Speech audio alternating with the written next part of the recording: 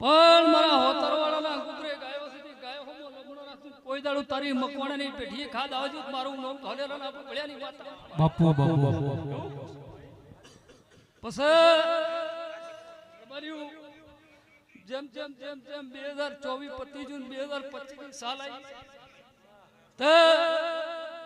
2025 ની સાલમાં કોઈ ગુજરે પુણ્ય કરીને પેલું તારા ઘરથી થાશે કરી નોખશે તે તું જીવન જાગે એટલા સુધી લેખે ન લઈ મારું નામ આખે